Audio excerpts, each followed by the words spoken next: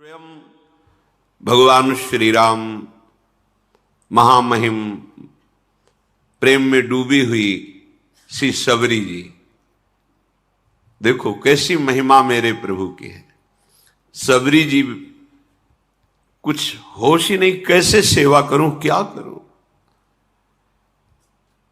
हजारों वर्ष से इंतजार कर रही प्रभु का, रोज सोनी रोज पावड़े बिछाना, प्रभु पधारे तो बावरी हो रही प्रेम में। ओ जगत का स्वामी मेरा आराध्य देव मेरा प्रभु आया है, क्या करूं, क्या है ही क्या, जंगल में रह रही। प्रभु उनको बैठा ले, क्योंकि शुद्ध ही नहीं, प्रभु बैठा ले। बस वो पानी जोरी आगे भई ठाढ़ी, प्रभु बिलो की प्रीति अति बाढ़ी। हाँ प्रभु, कैसे आपको रिझाऊं मुझे पता ही नहीं, कैसे आपको हम प्रसन्न करें, सेवा करें, मुझे कुछ पता नहीं। कि ही विधि स्तुति करो तुम्हारी, अधम जाति में जड़ मति भारी। बुद्धि नहीं है, कोई ऐसा कुछ नहीं है जिससे मैं कह सकूं कि आप प्रसन्न हो, कुछ नहीं है। नाथ अधम ते अधम, अधम मति नारी, तीन माह मैं मति मंद हारी। हे सर्व पाप नाशक प्रभु, न बुद्धि है न ज्ञान है न कुल है न तेज है न भजन है, नाथ में किसी योग्य नहीं। प्रभु उनको बैठाल रहे, बैठो बैठाना।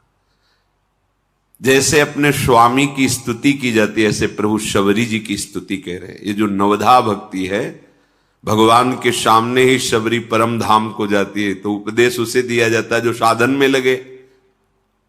भगवान तो स्वयं प्रमाणित कर रहे हैं कि नौ भक्ति तुम्हारे हृदय में विराजमान, थोड़ी ही देर में परम धाम को जाती है।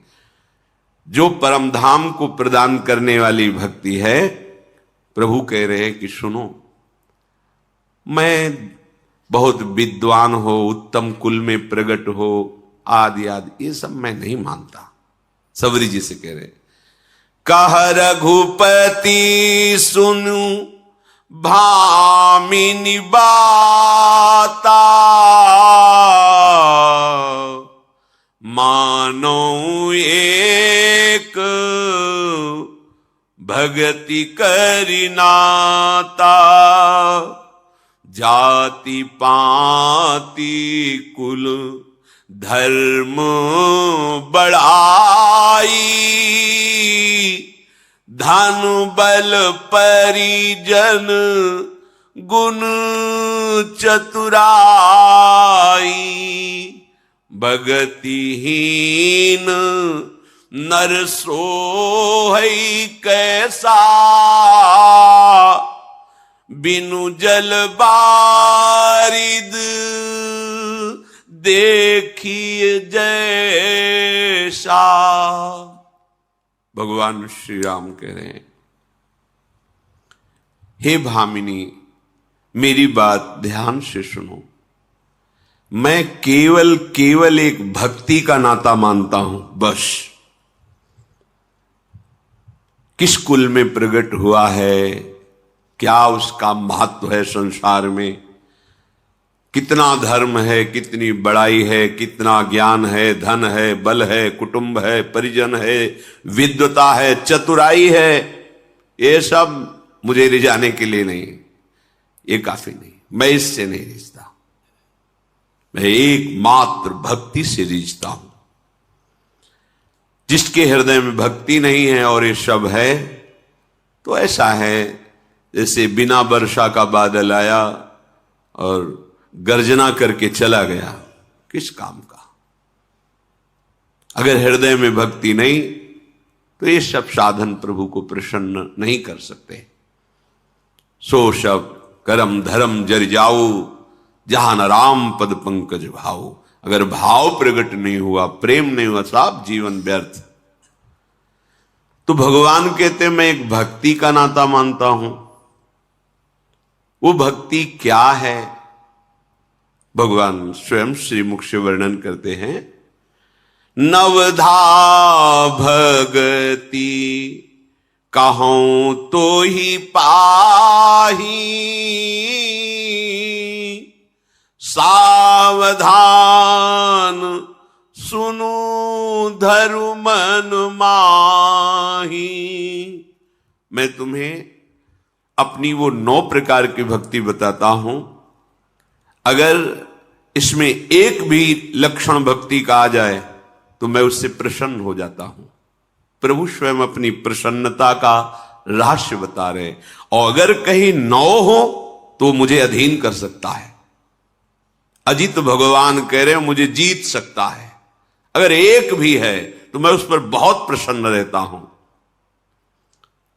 प्रभु भक्ति का स्वरूप वर्णन करते हैं। प्रारंभ में भी भक्ति यहीं से होती है। जब हमें भगवत कृपा से साधु समागम प्राप्त होता है तो अनर्थ कराने वाली पाप प्रवृत्ति का नाश होता है और उत्तम आचरणों का प्रादुर्भाव होकर प्रभु की शरणागति प्रारंभ होती है, केवल संत मिलन से। इसलिए श्री भगवान कहते हैं, प्रथम भगति संतन करी संगा, दूसरी रति मम कथा प्रसंगा, गुरुपद पंकज सेवा, तीसरी भगति अमान,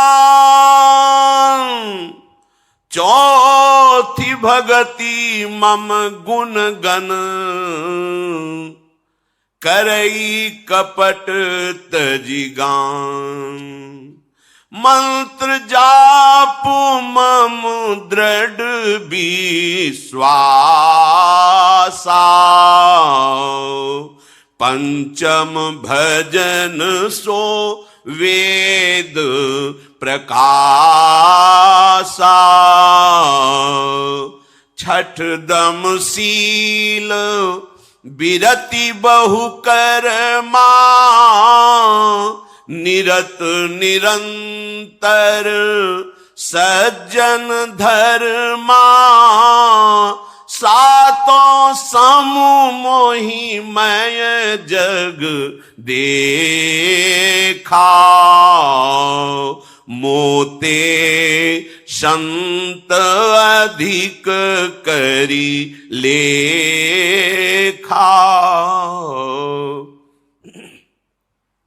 आठों जथा लाभ संतोषा, सपने नहीं देखई पर दोषा, नवम सरल सब सन छल हीना, मम भरोस हिय हर्ष नदीना, नव महु एक जिनके होई, नारी पुरुष सचराचर कोई, सोई अतिशय प्रिय भामिनी मोरे, सकल प्रकार भगति दृढ़ तोरे। भगवान श्री राम स्वयं अपने श्रीमुख से कह रहे हैं कि मैं जिस भक्ति के अधीन हो जाऊं वो भक्ति मैं वर्णन करता हूं। भक्ताधीन मनः पूज्यो भक्तानाम अभयंकरः भगवान का नाम है गोपाल शास्त्र नाम में। भक्तों के अधीन हो जाने वाले प्रभु, भक्तों को अभय कर देने वाले प्रभु। एक बार तो आश्रय लेकर देखिए प्रभु का, हृदय से निहाल हो जाओगे, आनंद में डूब जाओगे। कैसे हम आश्रय लें? भक्ति के द्वारा। भक्ति का क्या स्वरूप है? ये 9 लक्षणों से 9 पूर्णांक है। ये 9 लक्षण आ गए तो आप भगवान को अधीन कर लेंगे, प्रेमाधीन भगवान आपके अधीन हो जाएंगे। भक्ताधीन मनः पूज्यो भक्तानाम अभयंकरा, भक्तों को अभय करने वाले। जनमनोरंजन, फिर ये प्रपंच से मनोरंजन नहीं होता, भक्तों का, जन का, जो प्रभु का निज जन है, उसके मन का आनंद प्रभु होते, दिव्य लीलाएं। सोचो, हम सांसारिक मनुष्य की हुई जो क्रियाएं हैं, चेष्टाएं हैं, नाटक है, उसमें राजी हो जाते हैं, पैसा दे के देखते हैं और मन को अच्छा लगता है। और कहीं संसार के मालिक का जो दिव्य चिदानंद बपू है और दिव्य प्रेममयी लीला, कैसा जीवन होगा जिनके हृदय में लीला स्फुरित है। वो लीला स्फुरित उन्हीं के हृदय में होती है जिनके हृदय में भक्ति होती है। प्रथम भक्ति का क्या स्वरूप है? श्री भगवान कह रहे, सावधान होकर सुनो और अपने मन में धारण करो। मेरी पहली भक्ति है संतों का संग करना। ये कृपा का पहला सोपान है। जहां संत संग मिले तो समझ लो, शास्त्रों में हमने पढ़ा है, जिसका अंतिम जन्म होना होता है उसे भगवत प्रेमी महात्माओं का संग दे दिया जाता है। जब द्रवहि दीन दयालु राघो तो साधु संगति पाई, बड़े भाग पाइप सत्संगा, बिनय प्रयास होई भवभंगा। संसार के दुख का अंत जिसके होना होता है उसे साधुओं पर श्रद्धा और विश्वास हो जाता है, उसे संत समागम प्राप्त होता है। ये परम लाभ है।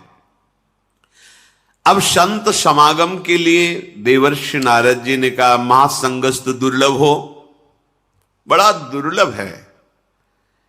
इस छल कपट पाखंड माया राज्य में कहीं शुद्ध भगवत प्रेमी महात्मा का संग मिल जाए, ये भगवान की ही कृपा से मिलता है, अपने खोजने से नहीं मिलता है। भगवान कृपा करते हैं, या तो ऐसे संत को हमारे पास पहुंचा देते या हमें संत के पास पहुंचा देते। ये दुर्लभ बात तो कृपा से बन गई।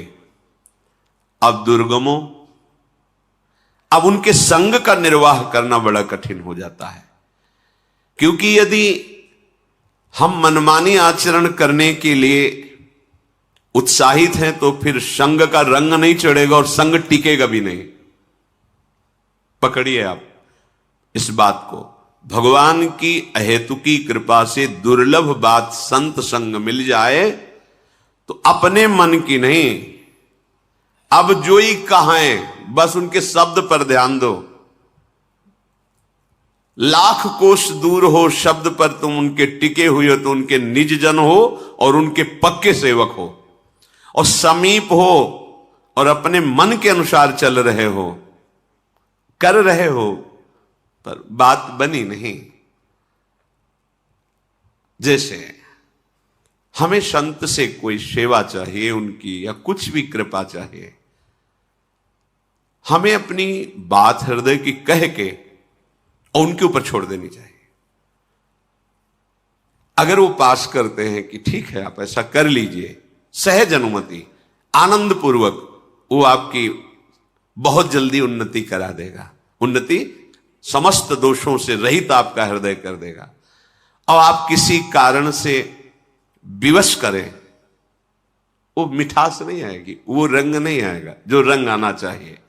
इसलिए अपना निवेदन करना और उनके ऊपर छोड़ देना, उनका जो उत्तर आना वो अपना जीवन मान लेना, तब तो हमारे संत संग का फल। आगे नारद जी लिखते हैं, अमोघश्च महत्संगस्तु दुर्लभो दुर्गमो, जिसे अगम्यो, और वही अमोघश्च वो निश्चित भगवान को प्राप्त कर लेता है। अपने मन की हमें नहीं चलानी, तभी संत संग का रंग आता है। नहीं तो ऐसे भी है कि 50 वर्ष हो गए संत संग करते हुए, पर वो रंग नहीं आया जो आना चाहिए। क्यों? क्योंकि मनमानी छोड़ी ही नहीं। तो कहने को केवल संत संग है, लेकिन वो संत संग नहीं है। क्योंकि प्रगट में तो आप शरीर से संग करते हैं, लेकिन जिससे हमारा परिवर्तन होना हुआ है मन, और मन से हम विषयों का सेवन, मनमानी आचरण, परिवर्तन नहीं हो। फिर आप कहोगे कि संत कृपा का लाभ हमें नहीं प्राप्त हो पाया। अमोघश्च शब्द है, अमोघश्च निश्चित भगवत प्राप्ति होगी। देवर्षि नारद जी भगवान के अवतार हैं और भक्ति के आचार्य हैं, वो कह रहे हैं। पर बीच में उन्होंने लिखा कि बड़ा कठिन है संत संग निर्वाह करना, क्योंकि इसमें मन को मार के चलना पड़ता है, अपने मन की नहीं। सिद्धांत है ज्यो ज्यो राखत हो त्यों त्यों रहियत हो हरि। सिद्धांत है जोई जोई प्यारो करे सोई मोई भावे। सिद्धांत है अब जोई काहें करें हम सोई आयस लिए चले निज। सिद्धांत है गुरु सेवा तज करें जे बान यह अधर्म यह सब हानि कान्य नरस कन में रहा। गुरु गोविंद न भेद कराए, अभेद है गुरु और भगवान, तो उनकी आज्ञा पर चलो तो बात बन जाएगी। उम्मीद करता हूं कि पूज्य गुरुदेव महाराज ने 9 में से कोई एक कार्य करने के लिए कहा है, आप उसे अवश्य अपने जीवन में धारण करेंगे। जय श्री राधे कृष्ण।